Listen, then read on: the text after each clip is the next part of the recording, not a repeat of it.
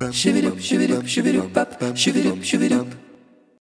we begin, Juho, I just really need to know, did they finally give you your own award in Cannes, or you still have to share it with Asghar Farhadi? I'm not sure if he got his. But I have one at my home. Quite a long time I had this diploma with his name, so we got the wrong diplomas. But. Please keep it, you deserve it. And I just wanted to know, because it was such a special experience, I guess, to be in Cannes and to win Grand Prix with this movie, and also being here and seeing the film with the audience. Like, was there a moment when you guys thought that this is just not going to happen with this film? Because it certainly looked like that for a very long time.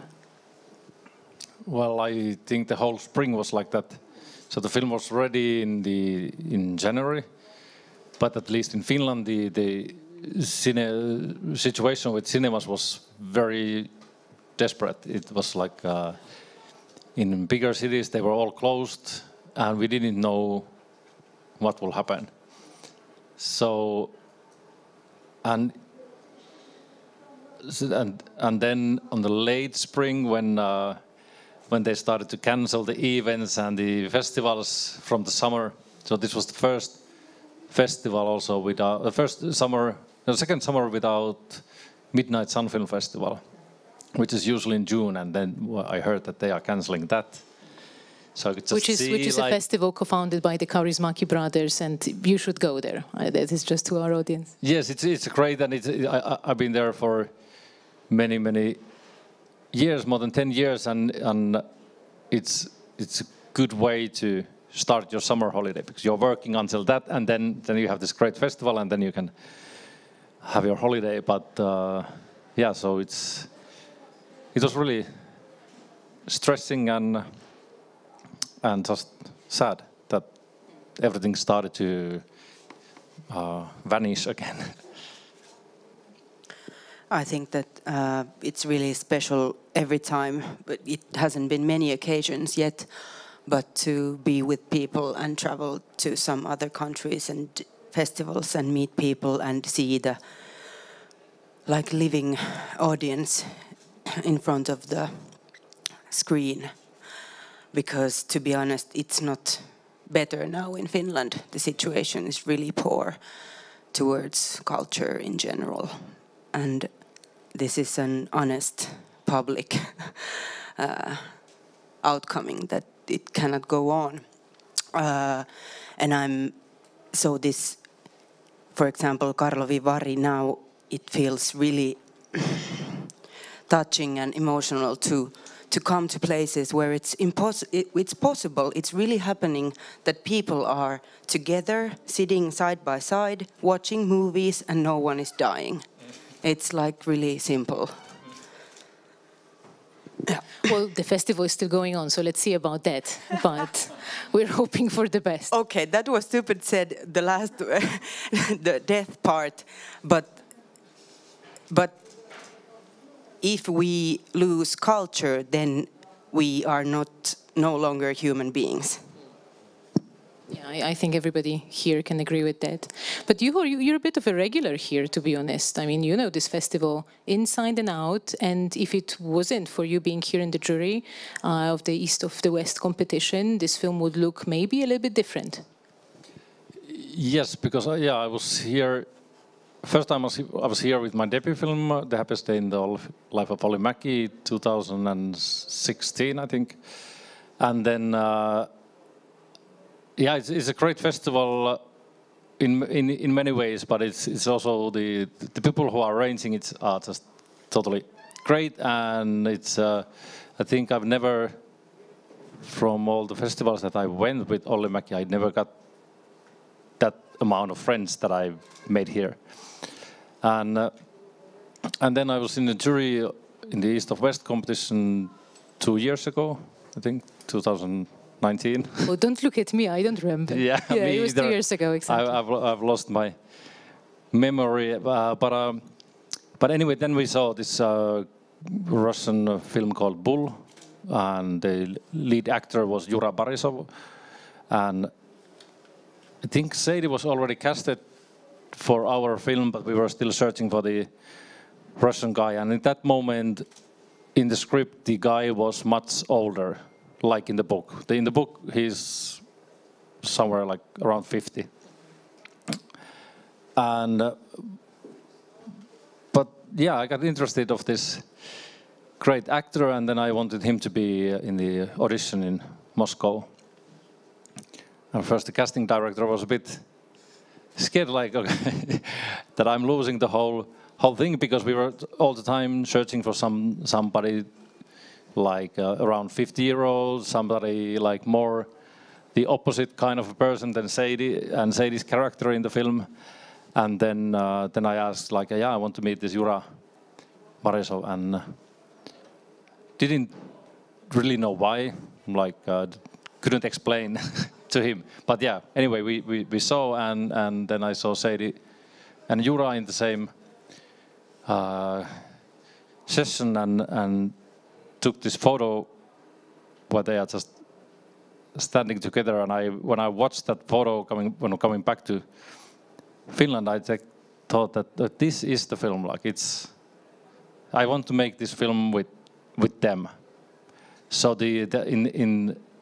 because so far we always try to find an actor who would fit in the script, but at this point we found an actor, or we found it was not just Juho, obviously, but it was them together. And then you sent me the picture, and it said that you are like brother and sister, and that was maybe the headline for that. Yeah, exactly, because then we did changes on the script that the guy is more like, not like Juho, but the character that Juho can play. But I have to say, this is what I love about film directors. You just go, this guy looks nothing like the person we've been looking for. He's going to be perfect for it. It's like, how do you even convince your collaborators to just accept it? Because it's a massive change. I mean, and you mentioned the book. The relationship in the book was so much different than the one we've seen in the film. Yeah, well, in the book, the Finnish person is 22, and the Russian is around 50, and then we changed from the book. I mean, we just didn't change the ages of the characters, but we also changed the road from Moscow to Murmansk. But in the book, they are going to Ulaanbaatar. And then we changed also the decade, and we changed a lot of things, so that in the one point I told Rosa, the author of the book, that I think we have to speak now like that is inspired by the book. It's not anymore based on the book. And she didn't want to be involved with the script writing process. She just gave us all the freedom and told us, yeah, do whatever you want. And then in Cannes, when she saw the film first time, she said that, actually, I feel that you didn't change nothing. It felt exactly the way I thought that the book is, which was really like an amazing compliment, and I was very happy with it, even though I didn't try to make the film like the book. I was just very much inspired, but so. Yeah, I felt that we changed a lot, but in the end we didn't change anything. And I think this is also something to do with this casting session. I think it's not always the case, but for me, how I'm working, I've only done 2 films, so I don't have any clear idea how I'm working. But I feel that I'm sure. You've done more, not that long ones, but you've done more. Oh, yeah. As somebody said yesterday, a film is a film. It doesn't matter if it's a short. Or Yeah, okay. I'm fine with that. But anyway, I think it's more like searching than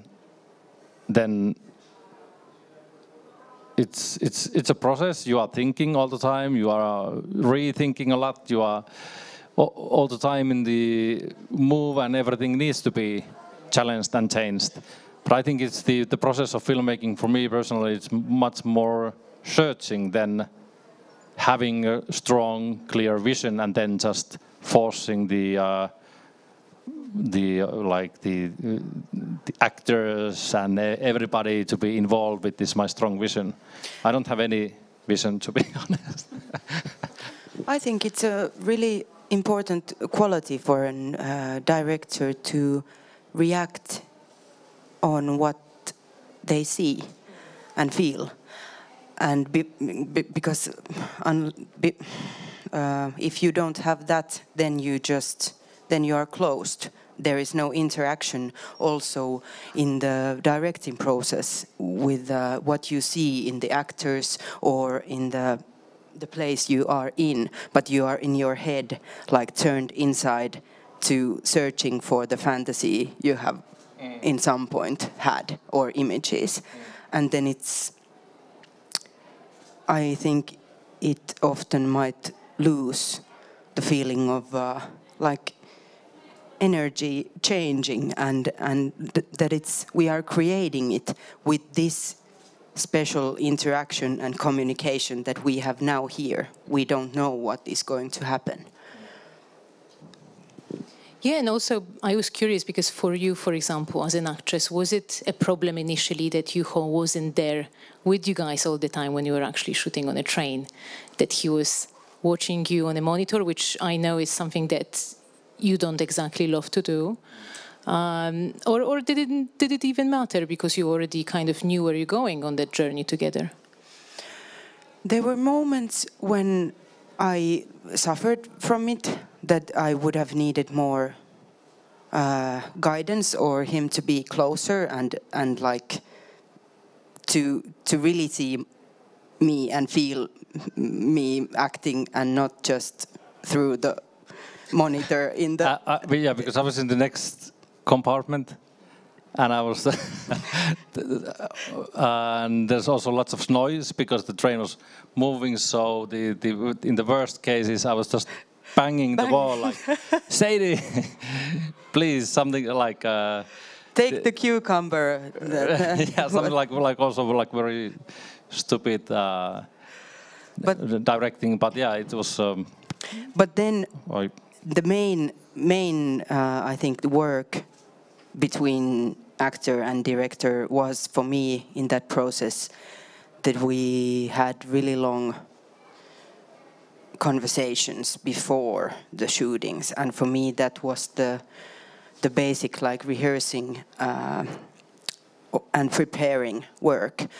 And so I had all the time from the beginning the confidence that I know enough about that. We are searching not the same things, but in the same world, in the same landscape. So I'm not afraid of I have no idea what this is or how she is, but I had some really important level of knowing, trusting that we think enough same. Yeah, I think because it was I don't know how long, or don't remember how long you were already in the process when we, like before the shootings, but about a year. I think it was more, yeah, or more than... Or two. Oh, no, I don't. I don't would say know. 1.5 years or something. But anyway, it's also searching the more than telling my vision to, like, I want that this character is like this. I think we were mostly talking and trying to find this kind of a, I would say, some kind of a common ground of understanding, like that. Okay, these are the things that I understand now from the script, and then you were talking about your parts and what you understand and what you don't understand, and just trying to find this level where we are. I mean, you are playing the character, but there's also lots of my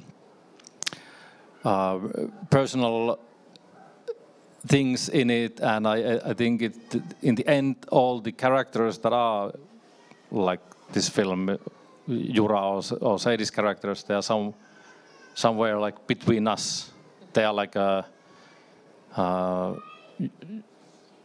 and I think this helped. This is the way we worked before the shootings, trying to find this ground of understanding, and then so you were not there just trying to please my idea when you were acting, but you were really you also knew lots of things that I didn't know about the character. So I think I was annoyed to be in the different room, but I was also very happy how you two worked there. So I didn't feel that I should go there all the time and to tell my stupid ideas. And also, really important component is the cinematographer J.P. Passi and his genius stuff, because they have been working together so much. So it was clear from the first start we met together that okay, these guys are intense and intimate in a certain level you have to be to create together, to be open and honest. So I could trust also JP, even though I have my own issues with the camera fear and who is looking. But so he was really important in those situations, in the cabin, in the compartment. Sorry, compartment. Because he was like, Juho wasn't there, but JP was there, and then it felt that we all four, for example, do it together. And what do you mean when you mention this camera fear? You mean that it's something that you still struggle with? Because it is a weird situation when you have this machine just looking at you and noticing things that maybe you didn't know even about yourself or about this character. Yeah, I have really clear, basic traumas concerning is the gaze loving or not, and also who is judging the photo or the footage, that how should I look and how should I present myself. And that's of course weird situation for me choosing this profession, which I couldn't love more, but that's I live with that. But that was really educational project for me in total. Yeah, I remember when you said about it, like, I think I hope you know that I have this trauma when somebody's taking picture of me, and okay, this is getting interesting. So we are actually filming you pretty much. So, but at the same time, this was also because I think it's also a big part of the content of this film, how you are being seen, what's your self-image, and everybody would basically wants to be loved as they are, but it's very frightening to show how you are. So you are usually hiding behind something, some kind of a role or something like that. And we talked a lot about this gaze, about how you have this fear, how it came, and I think it was a big part of the process of this filmmaking, and also the big part of the content, because I think like Laura's personal journey in this film is, in the beginning she would like to be like this Irina, she would like to be this Moscovian intellectual, but she's not, and she's... Laura is a name for the character, which is actually not really. Yeah, you can see it only in the press book, and then. Yes, I think this basic conflict inside her is that she would like to be like Irina, but she's not.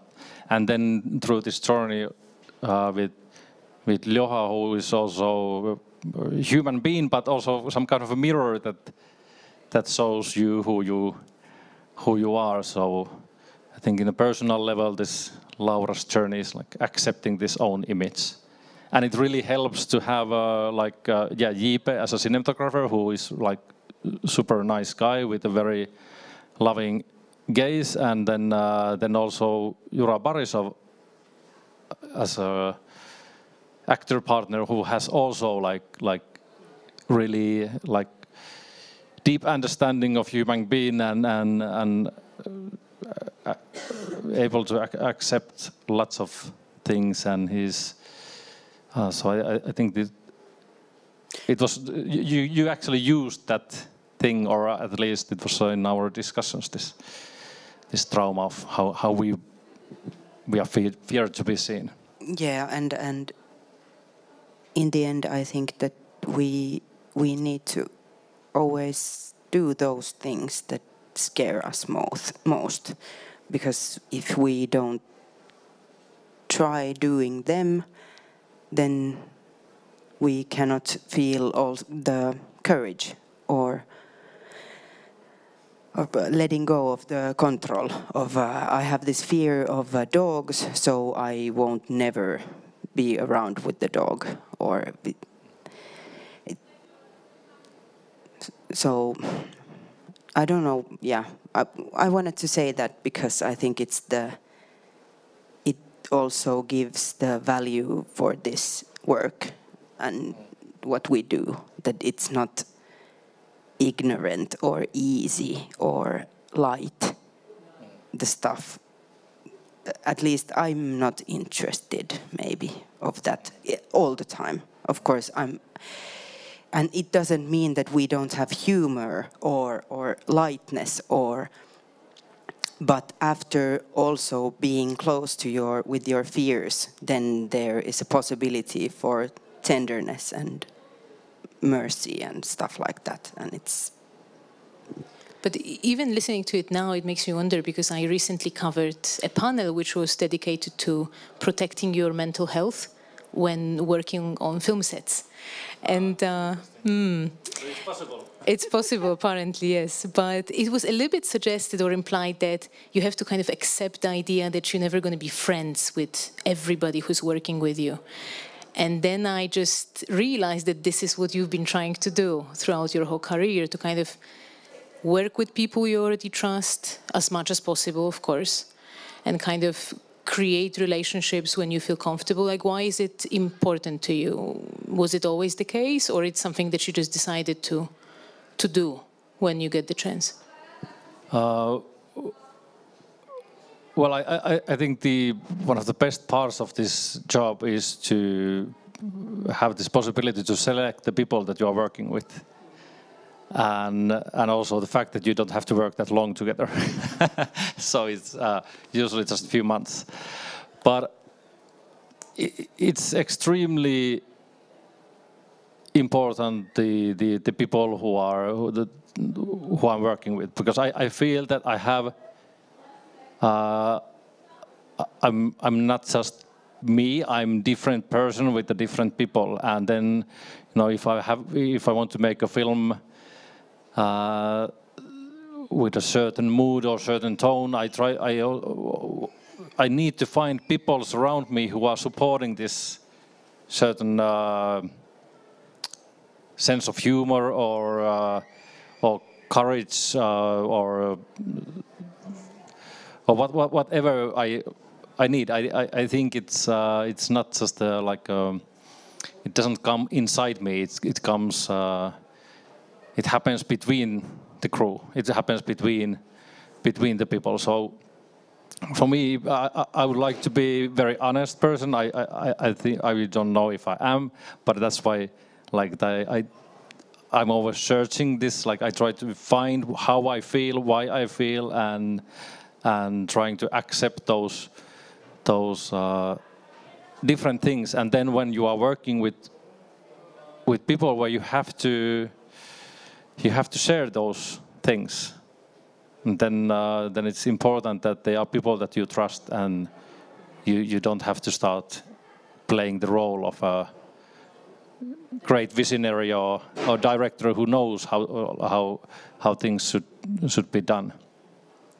So that's why it's for me it's extremely important to have these people around me to have this to get the best out of myself. Yeah, I think it helps a lot. With the different DOP, you are working a bit differently. With the different actors, you are a bit different person, and yeah. I think it's the simple truth is that we need to feel ourselves safe to be free, and it's no use to try to create something if we are in a bad energy or we have a fear of someone who is close to us all the time. Then we are closed, and all kinds of defenses are up, and then it's useless. Then we are wasting time. Yeah, it's useless, and there's no real communication between. I mean, there are just like directors and actors, but there are no human beings on the set. If you can't really trust each other and be open for, to be lost or to show your human parts. But of course, you cannot choose that like everyone, the whole. If I was a director, I understand that I can't choose the whole 50 people crew, but then it's good to have some basic skills how to keep your body safe. Even though you are having this, I can't stand her being in the same room. Well, I have to say about Sergei Kasatov, who was our line producer in Russia, who works for Globus Film. And he was with us when we were scouting the places and doing the casting, and he was the one that we mostly talked about the script. And he was gathering the Russian crew for us, and it was I think 90% about like what kind of crew we want. We were talking about sense of humor, or something like that, something like kind of unprofessional thing. We were not interested about their CVs or anything like that. But we wanted to find people who you can trust. Who laugh at Monty Python? Like, how do you even figure that out? Well, we didn't, but then when you trusted Sergei. We trusted Sergei, and then when we started work, and it was like, wow, this is really a great crew that he found. And then Katerina, I think she said that, yeah, but Juho, do you know that this is Sergei's super talent? He knows who would connect with whom. So he's like, he's talented. He has this he's highly intellectual and social way. Like he knows how to build a crew that shares something like this. And this, it was also a big part of the film, because we were in the tight places. We were having lack of air. We were having lack of space. Huge and if there machines. Would be people that you don't like, it would be catastrophe. But all the catastrophes when you encounter with the bad things in a set, and you always do that. There are lots of things changing and things go wrong. When you are with the people that you like, it's much easier to laugh about it and then turn it around, then use that catastrophe to be something nice. But if somebody that you don't like makes a mistake in a set. You are just so angry, like so pissed off the whole day, at least one day, that you don't think anything else, just different ways to kill that person. And then you are not thinking about the film at all. And your creative part is like totally lost. I just wanted to say that Karlovy Vary does not condone violence in any shape or form. This is this director's personal opinion. Yes. This is a little disclaimer. Yeah, and I didn't kill anybody because I was working with very nice people. But yeah, I think it's it's extremely important, especially those cases when you are stressed and something bad happens. But even now, when you're mentioning being together in such a tiny space, this is already giving me claustrophobia. Were you always supposed to shoot on a train? Because I'm so used to talking to directors these days, and they always end up saying, no, but the scene, we shot it in the studio, we used green screen, etc., etc. They just keep revealing those secrets. And then you meet Juho Kuosmanen, and he's like, no, we actually shot on a train for 2 weeks, if I remember right, for a long time. Why did you do that to yourself? I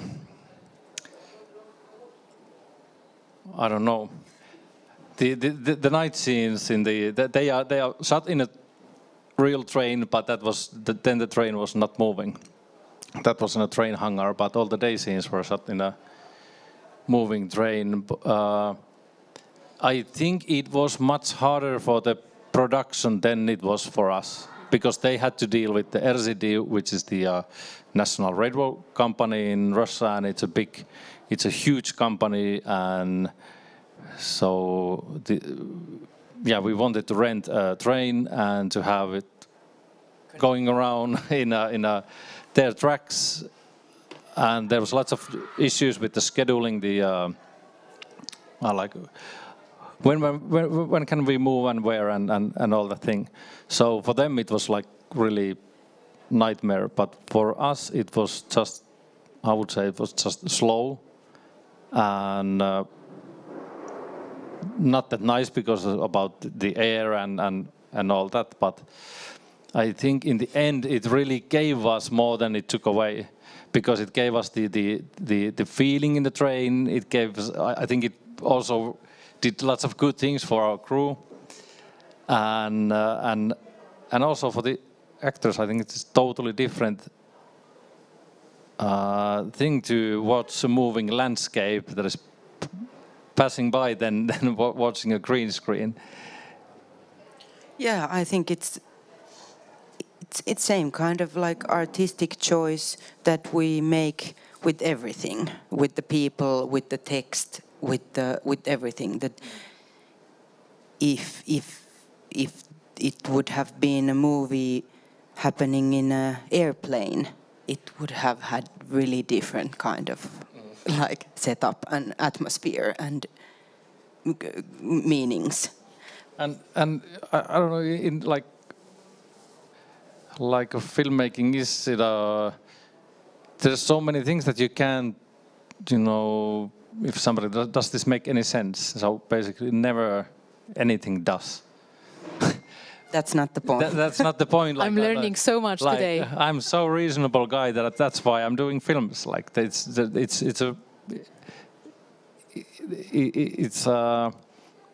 not a good way to value things. Does it make sense?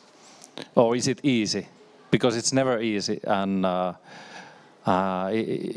if you're just searching for easy solution, then you don't actually care what you are doing.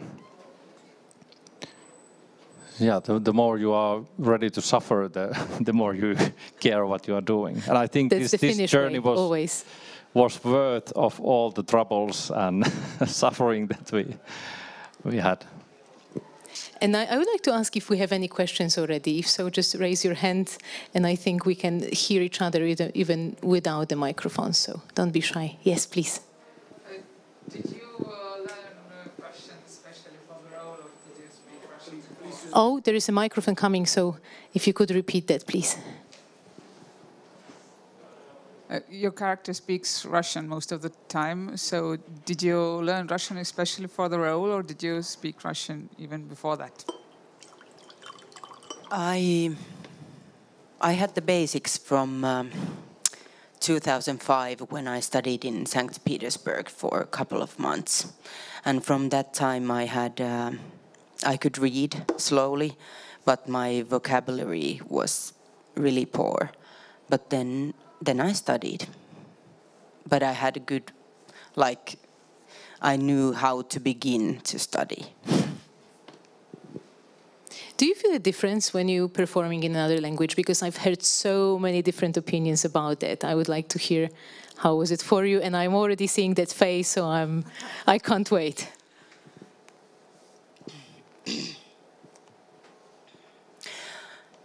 Many levels. It's a bodily, body change when you change the language, because you structure it in a different parts in your mouth and throat, and I could compare it to some other body change, some posture. What is this? Or like a tool or ingredient which I work with, that process or role. But then when we go to words level and to the left side area, where most of our sense and reason and words, and what do words mean inside of us, in our body and in our memories and closest relationships, then it's of course when you change the language you have to create it somehow again, because those words in Russian, they don't have that baggage, they don't have those memories or situations or face expressions or looks or gazes, but so it's I think now today that it's a combination of translating all the time and then creating some other new kind of reality than my own personal one, and then it's an instrument. But it's funny that in this story, words are not that important. It's not about expressing something in your perfect Russian, perfect Finnish. They seem to find a way slowly and understand each other despite of all that. Was it interesting for you to play with, to show those two people, to show that it's possible, this kind of communication too? Yeah, I don't know really what to answer on that. Oh, speaking of lack of verbal communication, that would be exactly. perfect answer.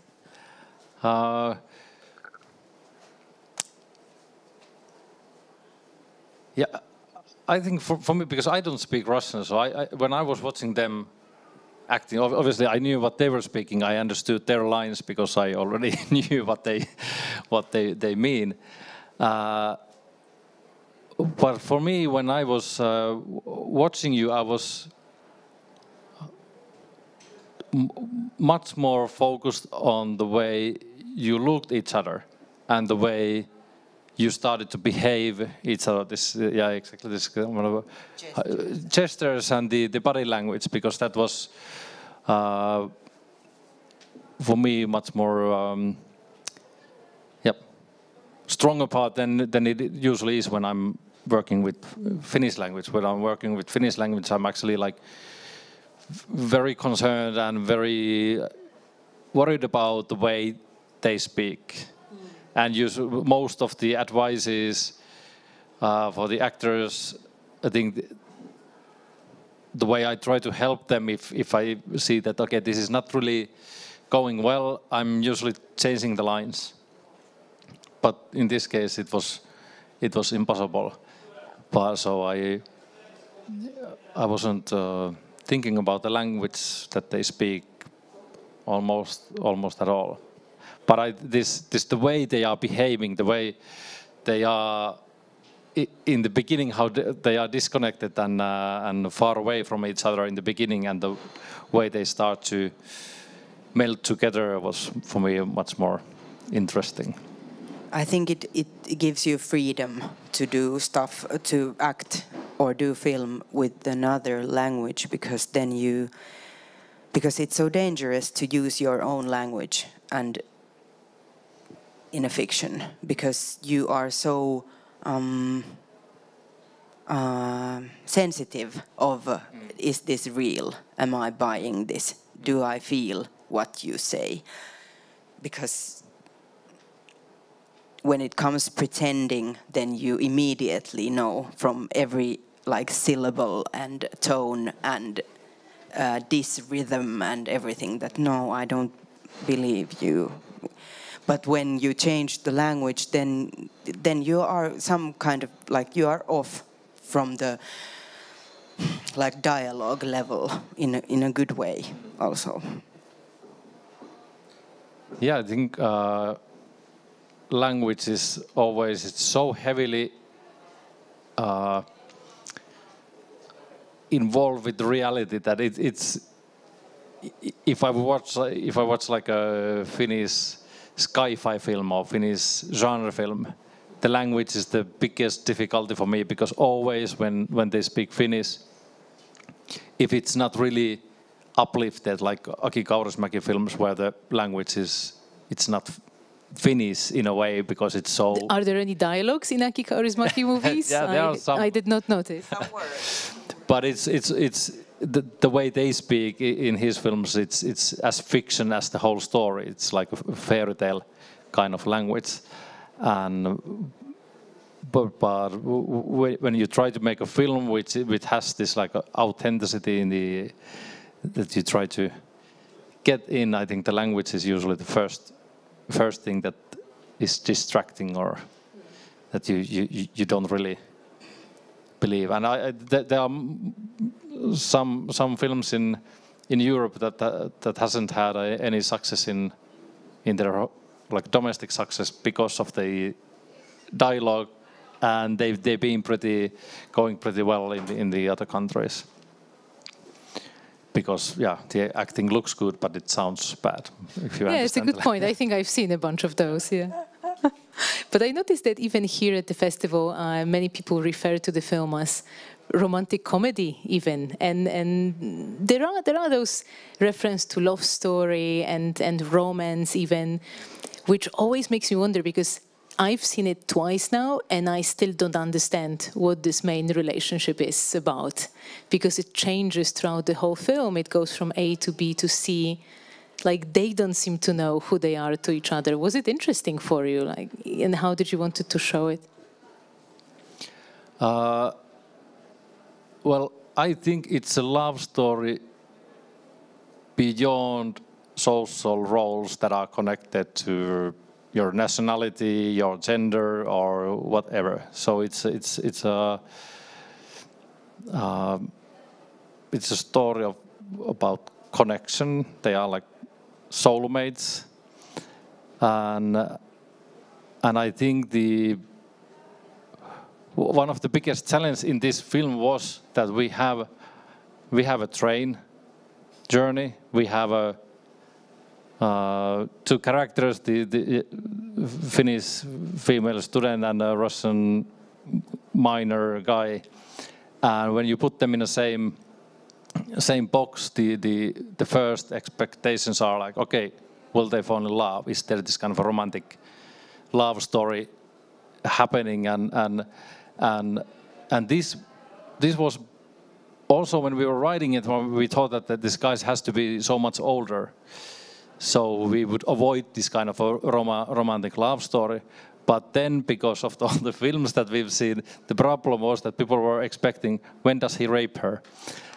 So we have these two film models in mind, and it's stupid. But all the time we try to create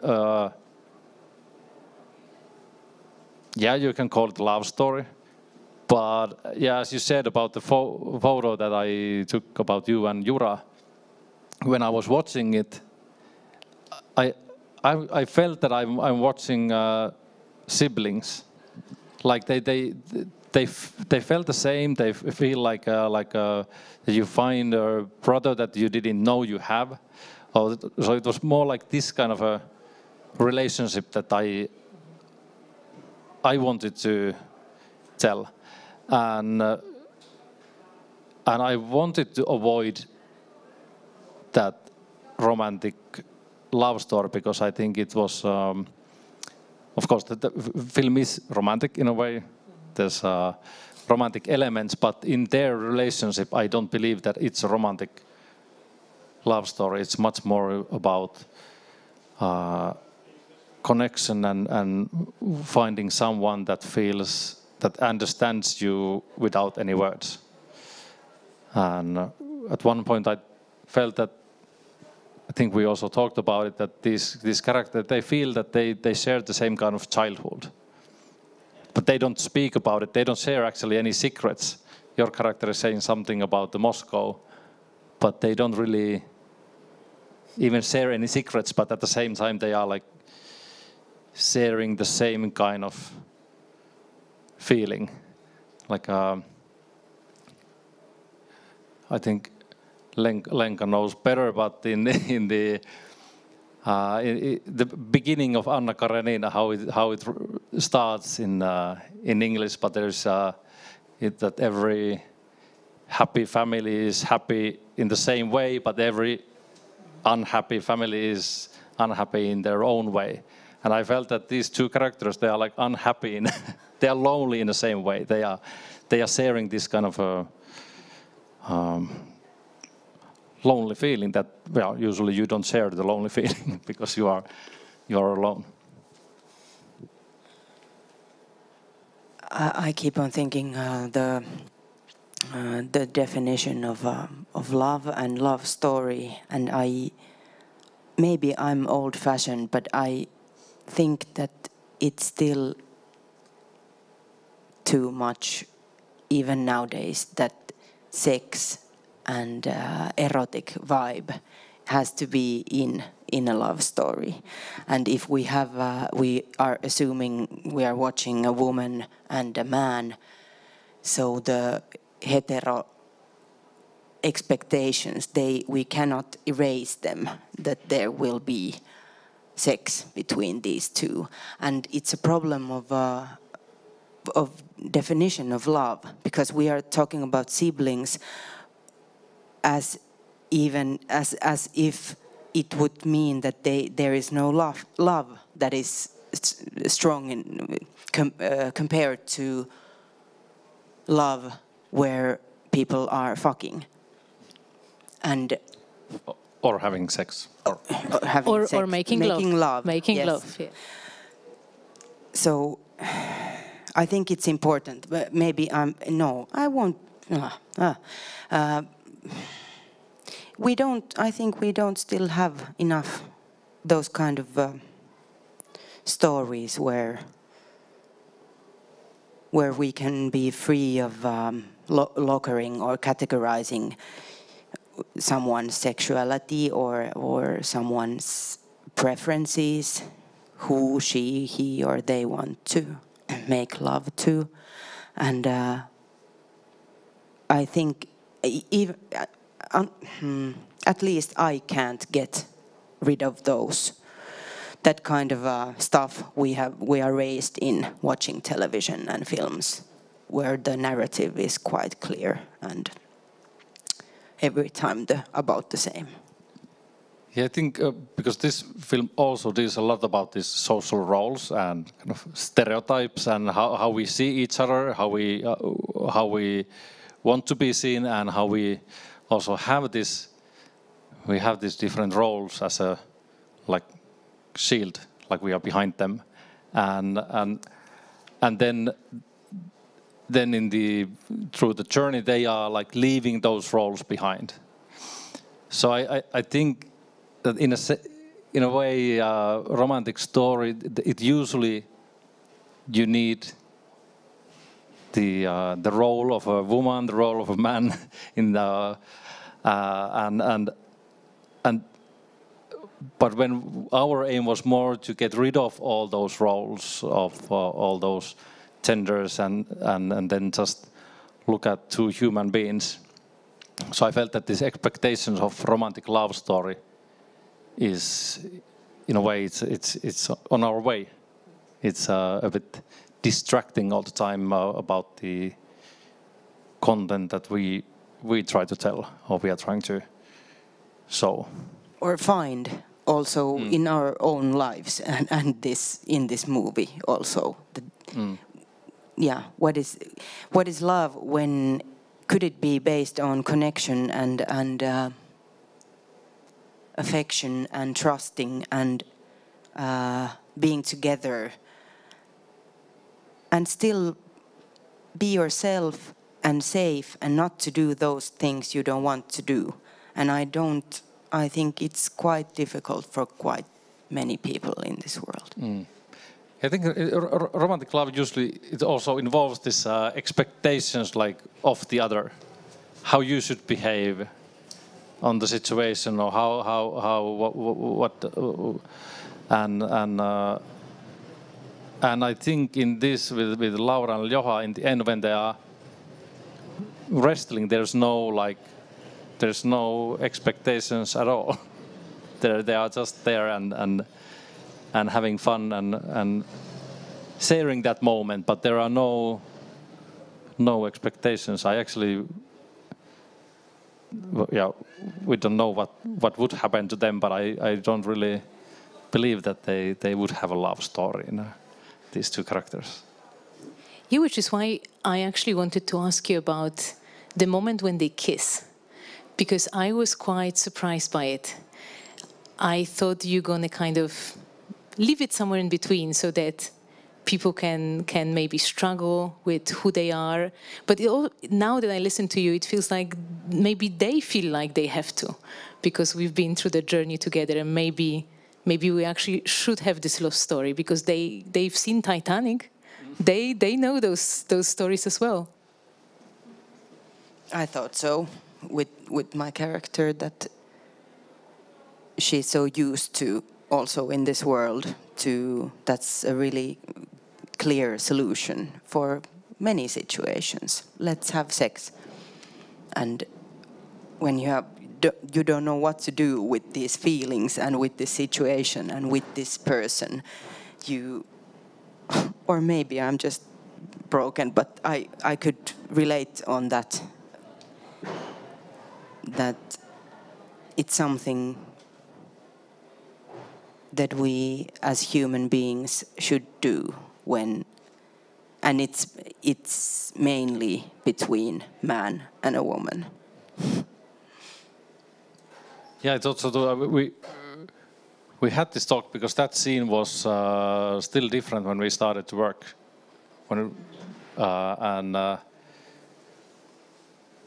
then we felt like what is this conflict? In the book, it's totally different kind of a conflict, and then we had lots of different versions of it. But then you told about this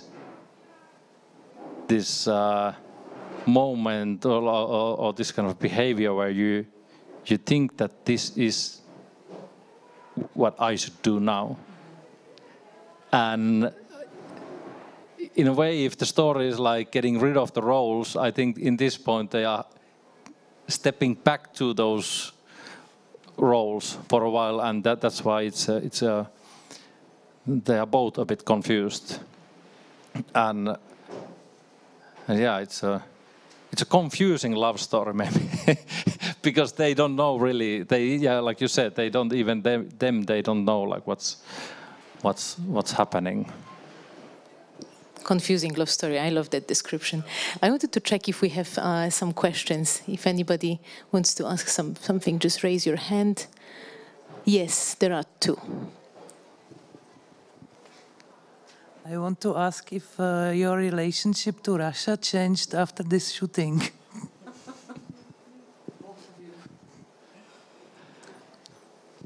My relationship, because the relationship had started at 2005 when I was also very much younger. So, and St. Petersburg and Moscow, I never been there before, actually, before now. But Russia was also really different in 2005 than now, 2020. I knew I love Russia before we started shooting there, and it didn't change anywhere. But I'm saying this, it's a little bit same with the train. I know that the production people has made some stuff I would have never had the strength and energy and money and hours to do, but I'm only an actor, and like I can love Russia in every way. I would say the same. It didn't change. It's a bit deeper than it used to be. But when we were in Berlinale co-production market, like maybe 2 years before the shootings, or maybe just 1 year, I don't know, remember even that. So everybody was saying to us that don't shoot in Russia, don't go there. It's impossible. You should shoot in Georgia or Ukraine or something like, and you can find the places. Like, but please don't go there. It's and actually the most of our Russian friends said the same thing, but they also said that I mean it's the same case anywhere. It's not about the country, it's about the humans. So the ones that we work with the just amazing people, and they really did miracles behind the scenes, how they arrange things. We got some of our train car was lost in the just some days before shootings, and they said, yeah, it will come back, but nobody knew where it was. How do you lose it? Nobody knew. That was the thing. And then like, okay, so what we are going to shoot like a day after tomorrow, and said, yeah, don't worry, it will be here. So how can you know that it will be here if you don't know where it is and how, like who took it? You're asking too many questions when you're in Russia. Yeah, you don't exactly. do that. And then you just have to trust that, okay, if he says it's going to be fine tomorrow, then let's see. And usually it was. So, but yeah, I'm really happy that we did it there, because I also had my personal doubts, and but I'm happy that all those doubts are now crushed. They were wrong. So yeah, but yeah, with this group I would go anywhere. I would work in any kind of conditions, but just to go Russia somewhere to work with somebody, it's a different case. But it's also the same in Finland. I don't work with anybody. I have my own friends. I'm very happy to hear that you have friends. There was another question somewhere. They are imaginary friends, but they are still friends. They are all in the front row. I'm curious about the reasons behind the changes from the book. That you said that you changed it from the 80s to 90s. It was because you didn't want to involve the story in the political situation with the USSR. And second question is if the change of the journey is because you wanted to use the petroglyphs in Murmansk, if they are really there? So first we changed the road from because it was the book happens between Moscow and Ulaanbaatar, and then it ends in the Altai Mountains. And but that train track is impossible to shoot there, because it's not just RCD, but there are different departments of RCD who is controlling that, and it's like, yeah, forget it. And then they said, look, we should check this Murmansk road, because they usually shoot films that are happening in Trans-Siberia road. They shoot those scenes in this track. Then we did this trip, and it looked great. We found great places, and but then I was thinking, okay, if we shoot in Petrozavodsk, if we shoot in Murmansk, but if we have to lie that this is actually Irkutsk, and now we are in Ulaanbaatar was, we were still going there to have our final days, but I felt that we are losing all these things that are existing actually here. So what if we set the film on this track, and what if we are not saying it's Soviet Union anymore in the 80s, but what if it's a late 90s, like somewhere after Titanic but before smartphones? So actually we have like beautiful ready-made sets. And so first it was very practical reasons, but also in that moment the script was already in a phase where there was it was already focusing on these two characters, so the country didn't matter that much, or the time didn't matter. In the book it's much more present that the Soviet Union is collapsing and everything is like fading in this, like everything is near the end, like everything is coming to end, is in the much more present in the book. But yeah, I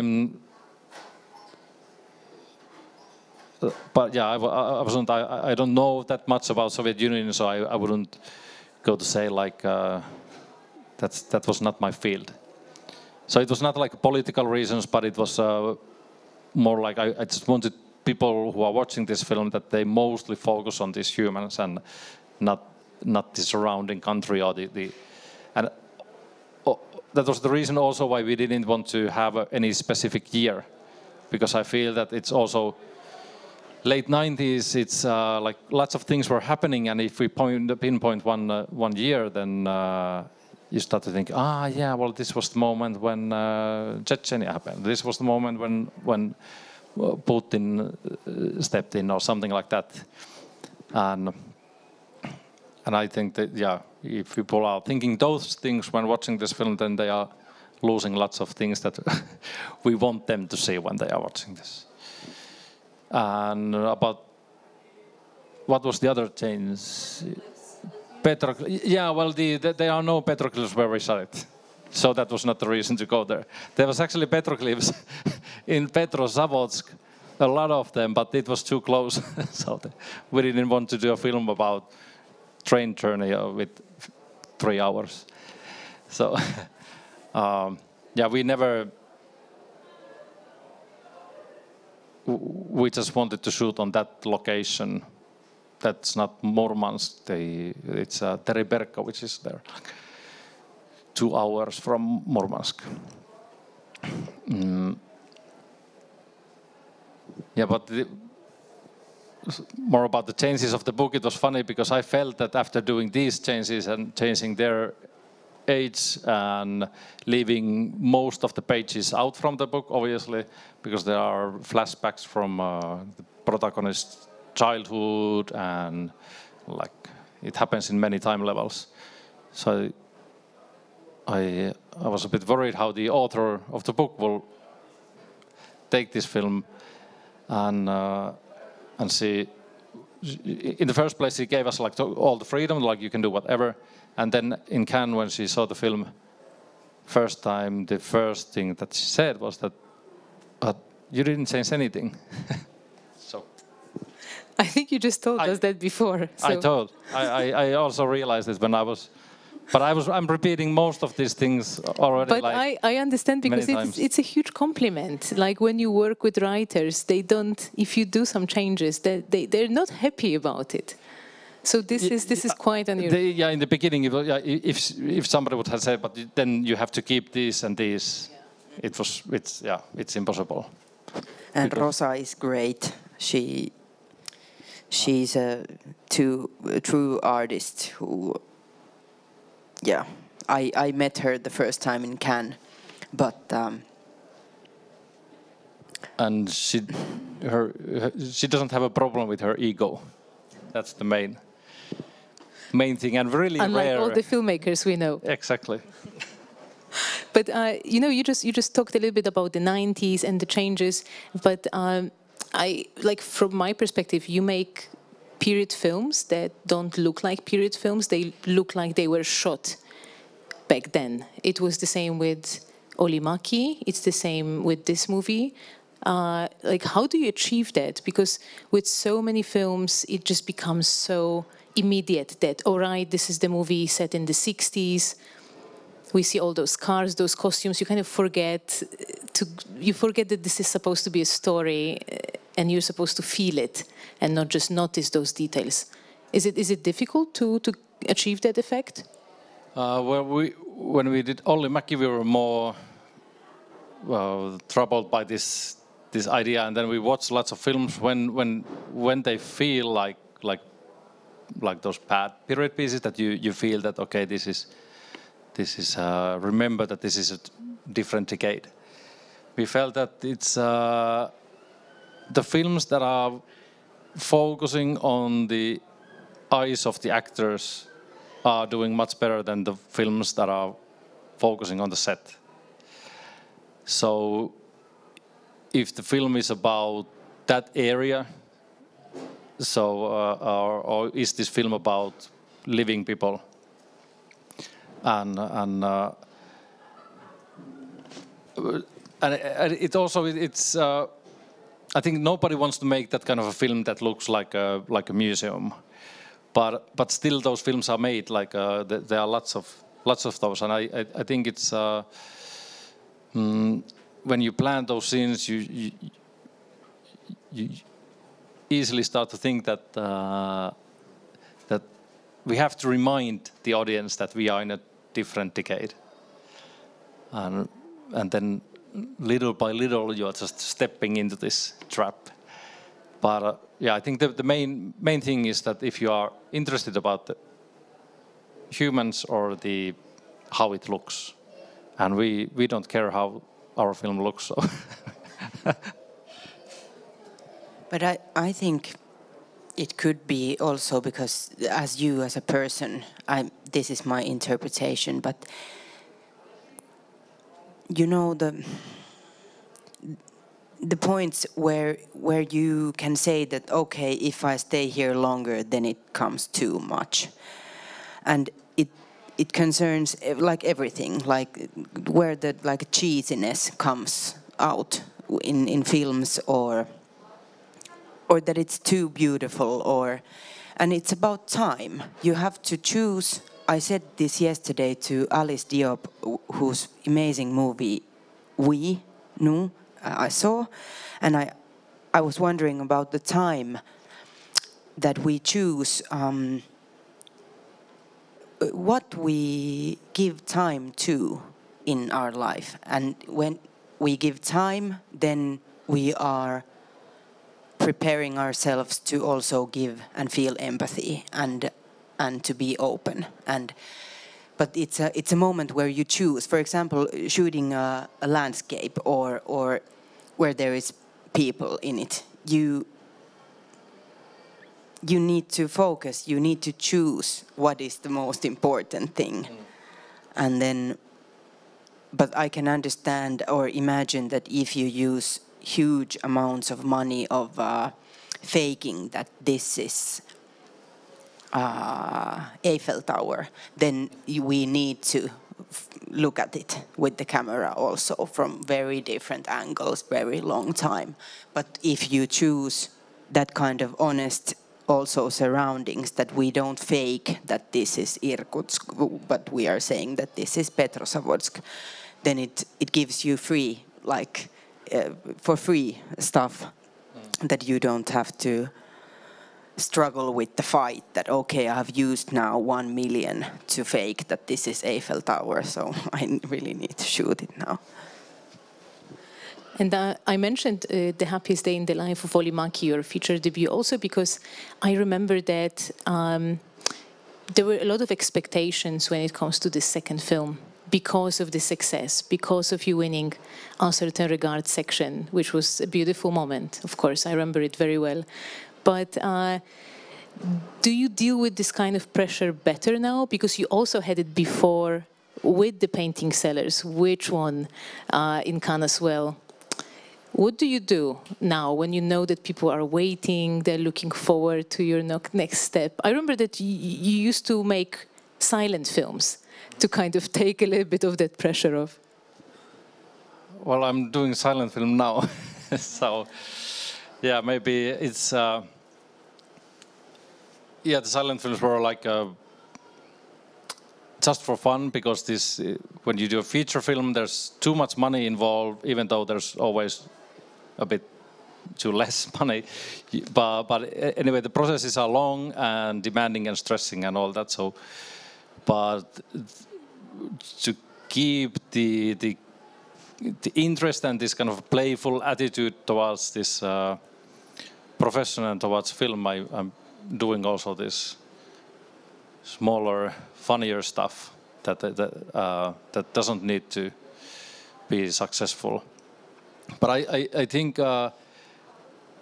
after Olli Mäki, I didn't have the same feeling that I had after Painting Sellers, because Painting Sellers was my student film, and then when it won the Cinefondaisen, then the part of that award is that they will give you a place in the official selection in Cannes with your debut film.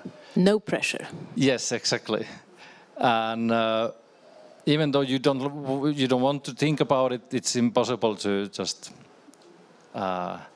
forget. So then I was having a big troubles with the expectations and also the fact that I really didn't like that much Painting Sellers.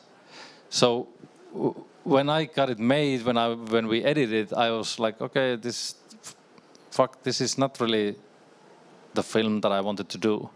And then it won in Cannes, and then the critics in Finland were really good. So I was also, it was not just succession and then the expectations, but I was always also a bit lost, like, okay, I made a film which I really don't like, but like the critics liked it and the jury liked it, so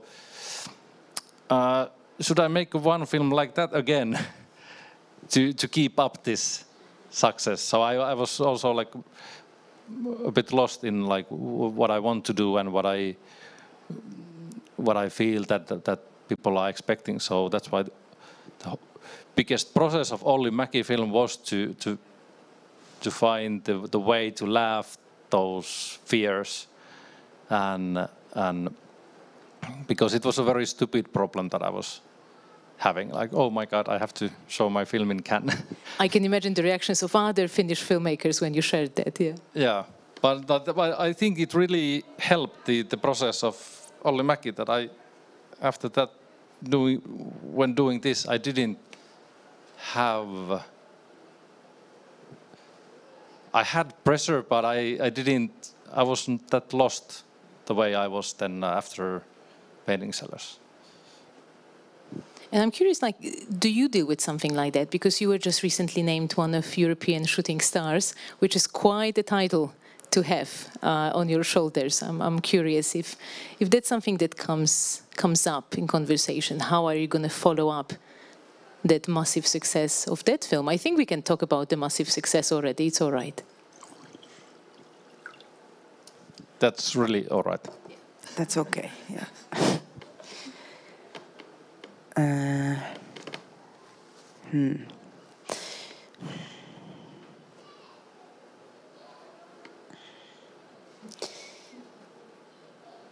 Yeah, yesterday morning, I woke up in Helka Hotel in Helsinki, and I woke up to my own smile and smiling. And then the next step is that I scan my body and do I feel that I'm in panic and in fear?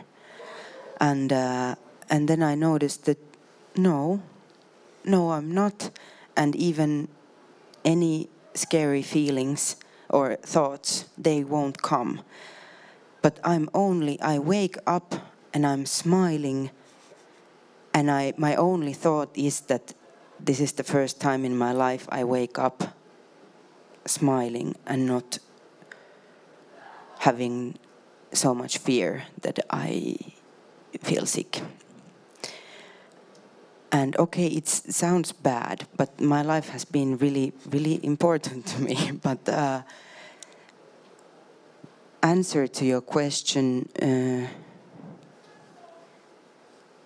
I've had really much pressure and expectations for me, for myself, for some inner shame personality who is telling me to do that and that and that, and I'm just right now in such a place in my own life that I'm really grateful for stuff, and I cannot really say anything more.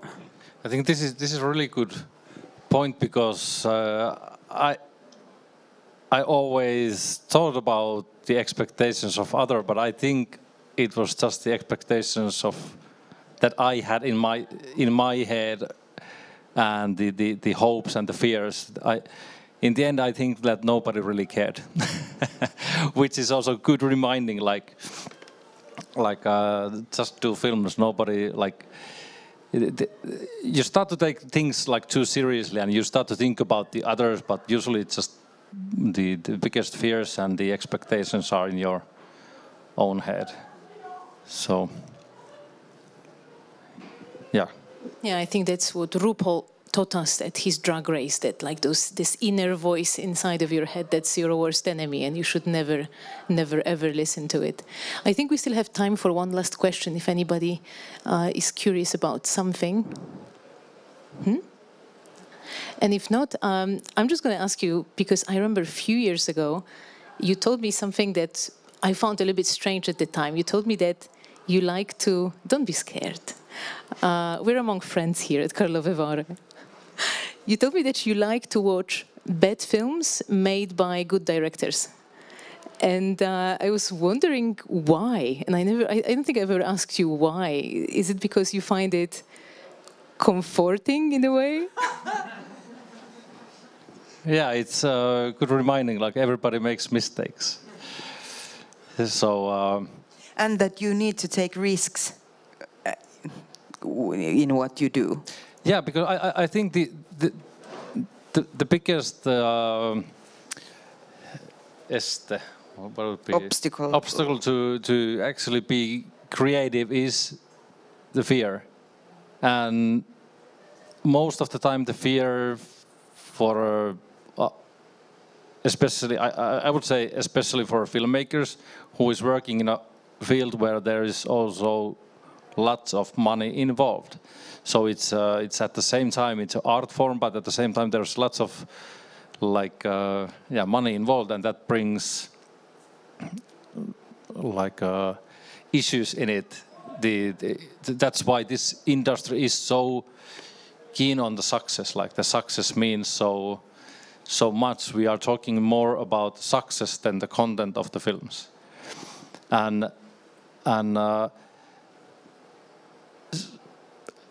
if you are afraid that you don't get the success, or you do a failure, or you do a bad film, then basically you don't do anything. Then it's just impossible to create anything worth of seeing if you're just trying to please the others, or trying to calculate what would be the next successful film.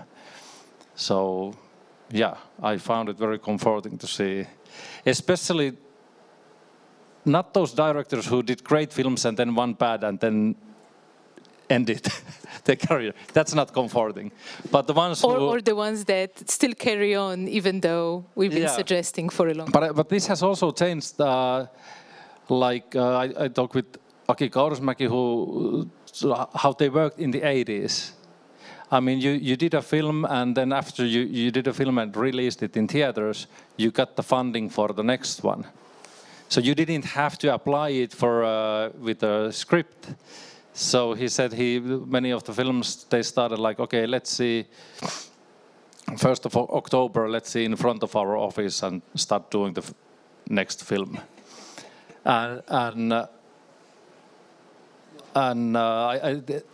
This kind of mentality and the possibilities that they actually did lots of films.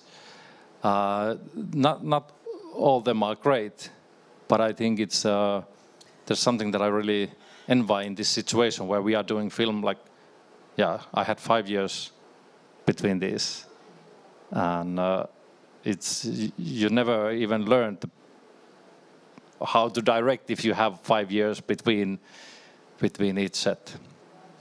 Yeah, to do those films without the fear that is this ever going to happen because of the money, and it's quite big thing or cloud you live with in your living room and bedroom those 5 years, for example. Yeah, you can't afford those bad movies anymore. You don't have time for them. That's a little bit sad. I never thought about it this way. Yeah, it is. I think it's people are now like somehow worried or they try to. They're not just making good films, they try to make successful films. And there's a big difference. Well, here's to hoping your next movie is going to come out next year and it's going to be bad. Yes. That's what we wish. Yes, you deserve it, I think. Do my best. Yeah. Thank you so much for being with us here today. It's been such a pleasure. And thank you so much for being here and asking questions. Thank you. Thank you, Marta.